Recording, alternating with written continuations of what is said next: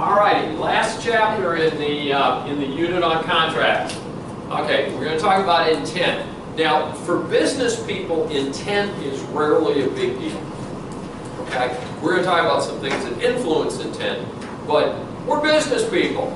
If we're buying something, we're buying it because we want to buy it, because we want to resell it, or we want to use it in our business as a raw material to make products that we can sell, or things that will help us do our job better. We may buy software so that we can do computer-aided design, CAD design, or design homes, or provide services, or do engineering. A lot of reasons why we do things, but they're usually pretty clear. So a lot of times when we get into intent, in order to have big discussions about it, it's not who we are as business people. We get in these big discussions about, you know, oh, the family farm, and did the two kids really want it, and which one worked harder, and all that kind of jazz. That's not really what we're talking about when we talk in business law course. We're talking about nuts and bolts. How does this get done? So pretty simple chapter. Let's take a look at some of the slides.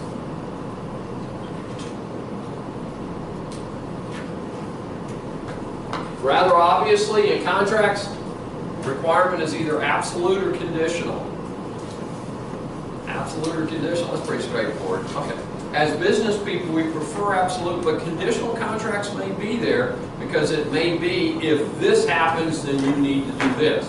If that happens, then you need to do this. So you can certainly have in normal business development conditional contracts. So that's certainly not a restriction between business and non-business contracts.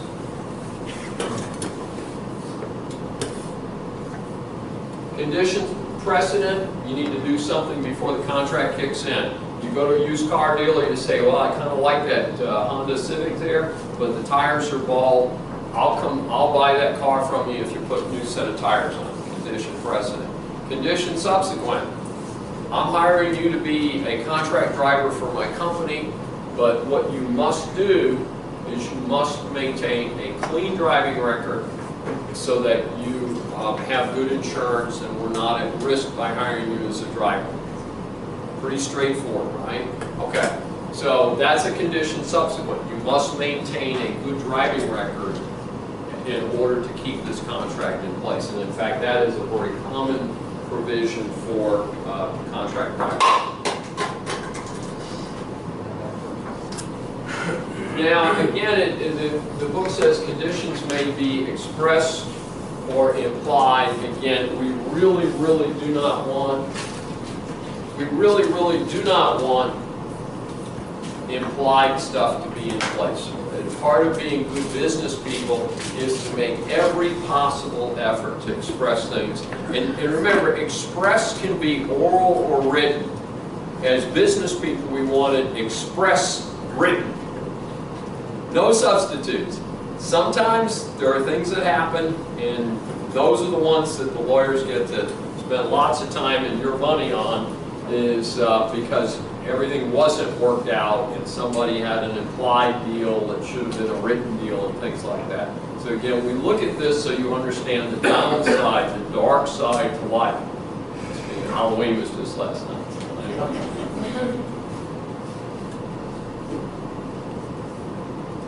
This is actually more doable than it sounds. Condition subject to the satisfaction of another. Doesn't this sound like a real setup to have a lot of contract problems, folks? Yeah, but think about it more practically. You're Memorial Hermann. You've decided to build a clinic up the street here at Montrose and I-10, which is Studewood there. And so you've got this big clinic being built.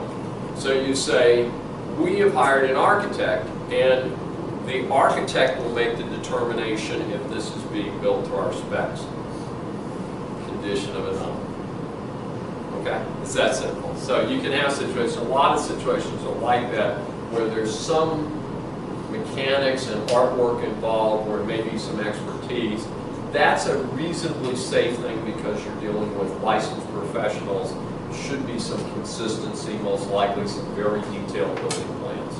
And it is very common for an architect to design the building to have a contract that involves their providing review services as it's being done.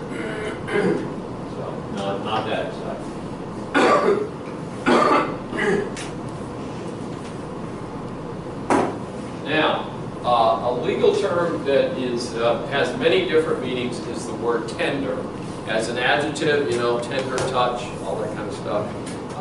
You know, we talk about meat, you know, tender meat. You know, nobody wants to eat a tough steak. They all want a tender steak.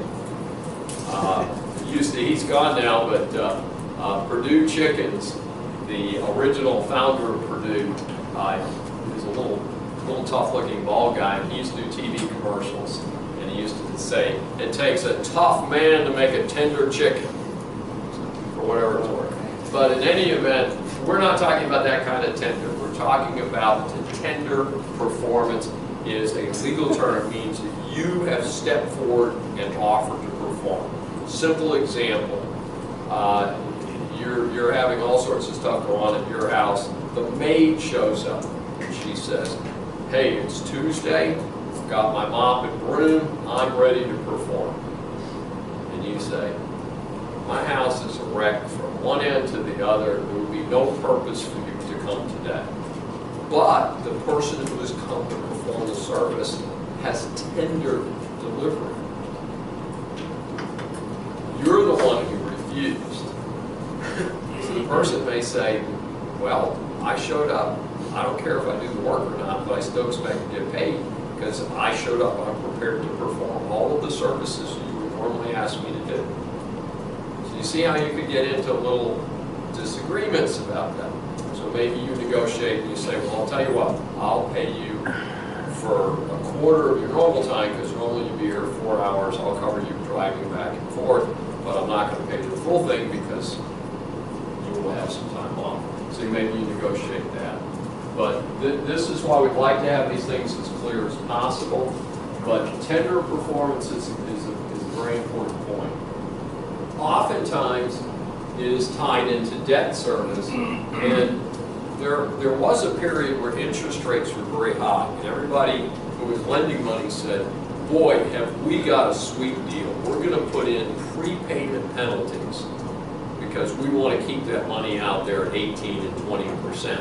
So what we're going to do is, if we do you the favor and loan you money, we're going to tie you up, and if you pay the loan off in less than 3 years or less than 5 years, we're going to get it." The good news is the prepayment penalty, as far as I know, I haven't seen one in years. That's pretty much dried up. I don't know if some state laws have been there. They come back. We see them They've just come back? Okay. So, it's a low interest rate environment. It's the opposite. Yeah, that's going the opposite direction. Yeah, it's basically we've given you this money. It's such a low interest rate. We need to be able to make our investment back out. The handling fees on it, that's the right. Yeah, the handling fees on the loan. Yeah, but it's a messy market out there. But prepayment penalties were one of those most hated items that came out. Oh, well, that didn't change. And people had a lot of buyout circumstances and stuff like that. So one of the things that's to appreciate is, again, you are fully responsible for knowing what's in the contracts you sign. As business people, that ramps up a great deal. You may be able to get out of it as a consumer, or at least modify it, or get a little sympathy from the court.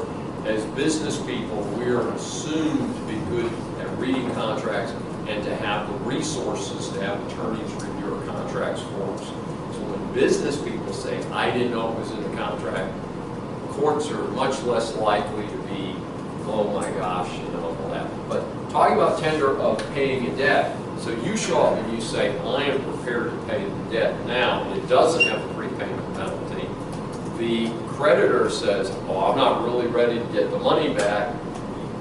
I don't want it." The impact, though, is that common law stops the interest. You may not accept the check, but if you show up and offer the money, it stops the interest. But now, tender performance has to be clear. So, for instance, I show up to pay the debt, but I show up with Canadian dollars, which are way down right now, as you probably know. So, I didn't show up with the currency that was anticipated in the deal. A lot of times here in the United States, we do not put in a document American money, but it's a fairly large country, huge economy. It's pretty well understood. We expect payment in American greenbacks, even though they're pretty worthless at the moment, so whatever they Another concept that comes out of construction that we see a lot of fussing about is substantial performance. So the idea is, at some point, especially in construction or delivery of items, you want to get paid. Part of it, it's no fun to do things and not get paid, right? Everybody agree on that? We all want to get paid for whatever we do or sell. All right, so what happens is, what you want to do is you want to go in and you want to make the thing work in some fashion. So by substantial performance, the court will allow payment, and sometimes subject to a slight holdback for something. Good example, my neighbor built a garage on the back of her property. And a very nice garage, modern garage. And obviously they planned 2 nice light fixtures. They weren't there. So the garage is finished, and for a month there were 2 wires hanging out the front of the garage waiting for the light fixtures. Okay, most likely if the company that built the garage came to her and said, we're going to build you $25,000 for the garage, we need our money, she could not defend that by saying, well, there's 2 light fixtures out there missing. Now, she might say, well, it's worth $300 to me, so I'm going to hold back $300 out of the $25,000 until you come back and you install the 2 light fixtures. But the bulk of the money would expect to be paid, and if they were taken to court, the courts would agree with them. That's the concept of substantial performance. Divisible contracts, not that exciting, is if you've got multiples of something. The question comes up, if a tender of delivery is for less than all of it, do you want to turn down the delivery? How is your contract prepared? The example we use often, we have Welder Hall 224, 220, my office 224. 220, it's a computer lab. It's got 42 identical workstations. Suppose the vendor shows up and says to the buying people, hey, we've got 40 of these, but we don't have 42. Well, your intent is you want everything to be exactly the same for ease of loading software, for ease of giving assignments and all that. So you might say, you know what, it's not divisible. We want 42 identical computers. Now, on the other hand, suppose you have 42 identical computers and they forgot to put the mouse in the box. So you got 42 computers, no mouse units. In that case, you may say, yeah, deliver them. We'll go to the local store and buy a mouse for each computer. No problem, right? So there's different ways of approaching divisibility. This is one of my favorite concepts, only because it's so fun to say. Anticipatory repudiation. Say that quickly without spitting all over your friends. Anticipatory repudiation. Okay. This is, you think the other side is going to back out, so you say, I'll get there first. Doesn't it sound like people in relationships, you know? I think he's going to break up with me, so I'm going to break up with him first. Make sure he doesn't win, right? Oh, man. That's right. So we can do this in contracts too. And but a classic example, I was close. I was in Richmond, Virginia when Circuit City went under, and I learned some interesting things about the transaction. But you have a company that's in the news. It's in the news that it's having financial problems. They've been laying off staff and doing things. So you're Samsung or Sony or Panasonic, and you're getting nervous. So you have an order for a big batch of TV sets, and you say, you know what? I think that we're at so much risk that we're not going to get paid, that we're not going to deliver. We're going to repudiate the contract. We're going to just say, you know what? We're not sure we're going to get paid. And so what's the reflex to that is assurance of payment, posting a letter of credit perhaps saying that, which of course in the case of Circuit City, they couldn't, toward the end they couldn't have gotten a letter of credit, wouldn't have happened if it was for any more than, just a few dollars. And what they were doing is they were taking the inventory and then selling the inventory in order to pay for it. Obviously, a company with working capital, your working capital should be enough that you always have money in the bank, you always are able to pay for what's being delivered without it being sold. And it is certainly a formula for disaster get in a situation where buy, sell, buy, sell, buy, sell, and then someday you have a snowstorm, or here in Houston we have a flood, you can't make that payment, and you don't have enough working capital to make it happen. So were they dragging out their accounts payable to make that work, or? Oh, everybody does. That's what's happening here in Houston. Oh, The yeah. oil industry, Right. yeah, everybody's right. So that's how they managed to do it, from 30 to 100. And I do a little bit of consulting. Some of my consulting is very small dollars. I can tell you that it's amazing to me how many people write it. Oh, Yeah, I mean, it's, you know, for like $100. I mean, it's like, you took 3 months to send me $100. I mean, come on. No. Keep forgetting about it. Yeah, well, yeah, except we send a monthly invoice. Yeah. Now, suppose that you don't do it. Suppose that you do not perform the contract.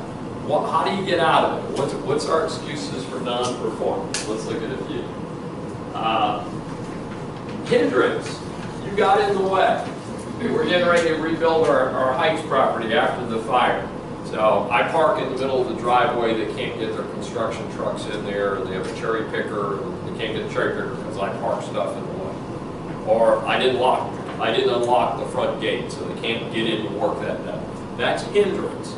If you do enough hindrance, you may be assessed additional costs for interfering with the performance of the contract you've requested. Okay, so hindrance is a real issue. Prevention, you simply prevent somebody from doing it, or you fail to cooperate with them. Now, one of the things that you may see in many contracts is a covering statement to the following effect. If we do not enforce a breach at one point, we're not committed to not enforcing at another point. And that's the doctrine of waiver. So waiver says that even if you let somebody slide one time, you're not committed to always letting them slide for the same reason.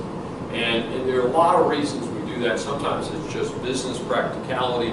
Sometimes, a lot of times, we give people the benefit of the doubt, let's see how this works out, and we're not going to just jump on them every time they mess up. But at some point, you may say, you know what, we just can't keep doing this. But generally speaking, the non-waiver doctrine is in place, and again, it's incorporated in many contracts. Now, impossibility of performance. Here's the thing I want you to see. Impossibility of performance means really impossible. Not just impractical, but really impossible. So you have put in a contract to buy a house. The house burns down. You don't have a contract. Now you might go negotiate and say, gee, it's such a great location, I'll buy the lot from you.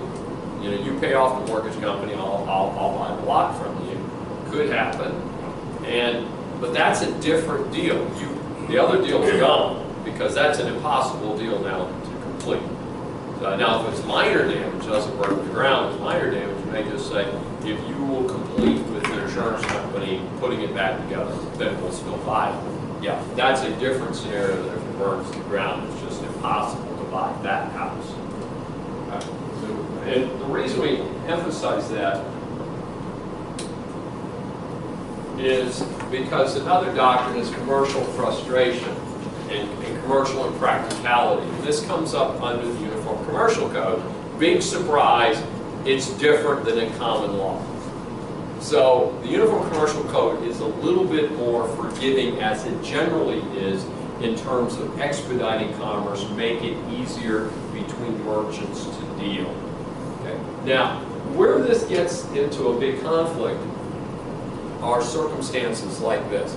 We all know that there have been some real shocks in the market where things weren't available. In fact, I heard on the news this morning that there's a gas pipeline that's broken, and there's gasoline prices are going to spike in the Northeast for a while until they get the pipeline straightened out. There's an explosion or something in Georgia or someplace in the middle Atlantic states. But in any event, those type of situations can be commercially impractical, but not impossible. You can get gas as long as you're willing to pay more for it, but that doesn't make it impossible. So that's why you need to know if you're functioning in common law. Generally speaking, you're dealing with consumers, common law is going to apply. If you're doing vendor to vendor in the business, these type of concepts, these equitable concepts, will apply. So watch for that as you do business. Discharge, obviously, you got the job done. You know, you hire someone to paint your house. The house is painted. It's over. Pay them. Let them go home.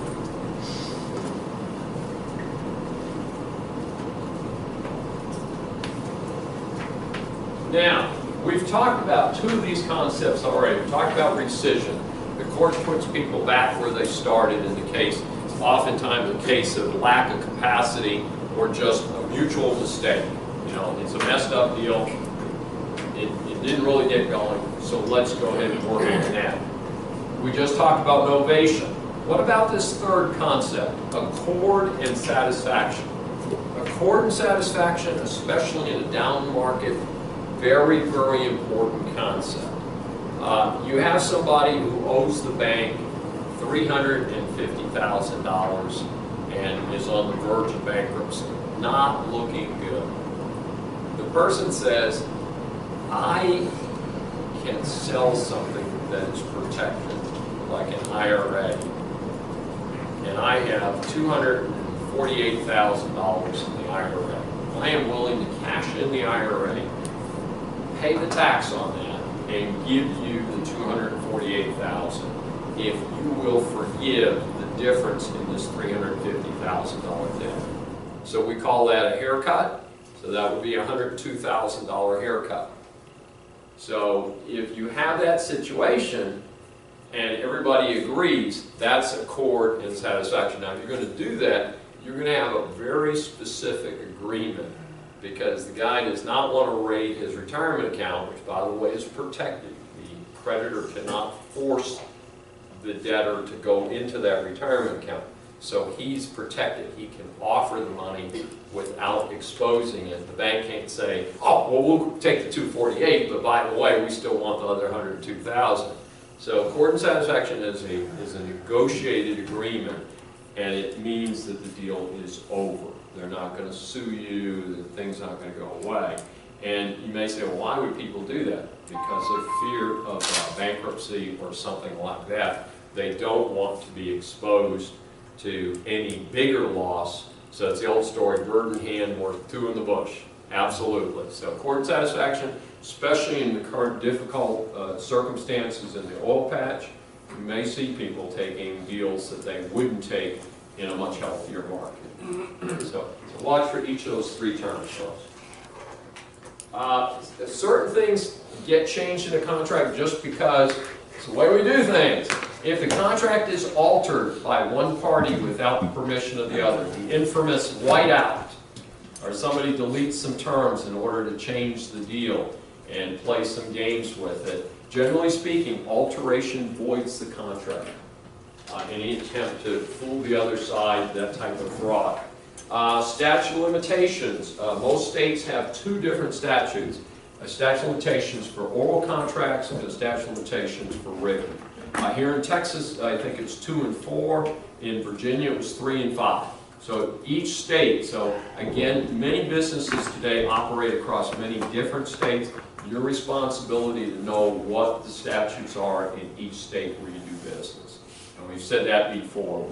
So many multi-state international businesses, you need to be very sharp on what's impacting you in different locations. And some of it can be very, very important. We're going to talk towards the end of the chapter 39, much later in the course, about bankruptcy. Bankruptcy pretty much ends things. And it could be a reorganization, might provide different outcomes, but it is a tough situation out there, folks. Okay?